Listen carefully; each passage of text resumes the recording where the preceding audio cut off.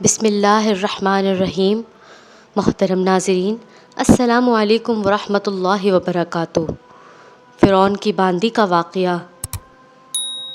حضرت محمد صلی اللہ علیہ وسلم شب معراج کو بیت المقدس کی طرف جاتے ہوئے مصر کے قریب ایک مقام سے گزرے تو آپ صلی اللہ علیہ وسلم کو نہایت ہی اعلیٰ اور زبردست خوشبو آنے لگی۔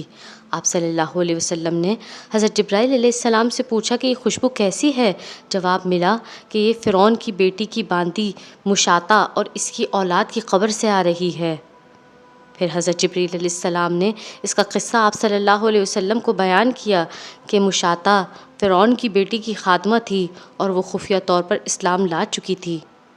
ایک دن فرعون کی لڑکی کو بالوں کو کنگھی کرتے ہوئے اس کے ہاتھ سے اتفاقاً کنگھی گر گئی۔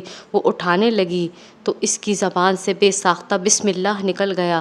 اس پر شہزادی نے کہا، تو نے آج عجیب کلمہ بولا، رب تو میرے باپ فرعون ہی ہیں، تو پھر تو نے یہ کس کا نام لیا ہے؟ خادمہ نے جواب دیا، فرعون رب نہیں بلکہ وہ رب العزت ہے جو دونوں جہان کا مالک ہے، جو مجھے اور تجھے اور خود فرعون کو روزی دیتا ہے۔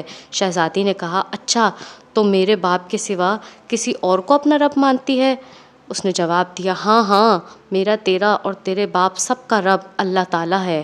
شہزادی نے اپنے باپ کو یہ بات پہنچا دی۔ وہ سخت غضبناک ہوا اور اسی وقت خادمہ کو دربار بلوا لیا اور کہا، تو میرے سوا کسی اور کو اپنا رب مانتی ہے؟ اس نے کہا، میرا اور تیرا رب حق تعالی شانہ ہے جو بلندیوں اور بزرگی والا ہے۔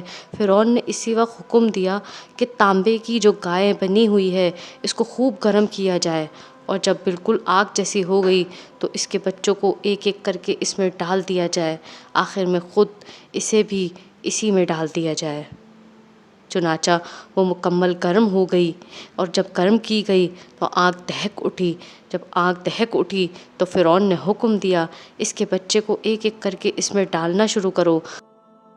اس نے کہا، بادشاہ، میری ایک درخواست منظور کرو، اور وہ یہ کہ میری اور میرے ان بچوں کی ہڈیاں ایک ہی جگہ ڈال دینا۔ اس نے کہا، اچھا، تیرے کچھ حقوق ہمارے ذمے ہیں اس لیے یہ منظور ہے۔ اس کی دونوں بچیاں اس کی آنکھوں کے سامنے اس میں ڈال دیے گئے اور وہ فوراً جل کر راکھ ہو گئے۔ پھر سب سے چھوٹے کی باری آئی جو ماں کی چھاتی سے لگا ہوا دودھ پی رہا تھا۔ فرعون کے سپاہیوں نے اسے گھسیٹا تو اس نیک بندی کی آنکھوں تلے اندھیرا چھا گیا۔ اللہ تعالیٰ نے اس بچے کو اسی وقت زبان دے دی اور اس نے آواز بلند کہا، اماں جان، افسوس نہ کرو، اماں جان، ذرا بھی افسوس نہ کرو، حق پر جان دینا ہی سب سے بڑی نیکی ہے۔ چنانچہ اسے صبر آ گیا۔ اس سب سے چھوٹے بچے کو بھی آگ میں ڈال دیا گیا اور آخر میں ان کی ماں کو بھی اسی آگ میں جلا کر مار دیا گیا۔ خوشبو کی مہکیں اسی کے جنتی محل سے آ رہی تھیں۔ سبحان اللہ۔ اللہ تعالیٰ آپ سب سمیت مجھے بھی ایمان کے اعلیٰ درجے پر فائز کرے، آمین۔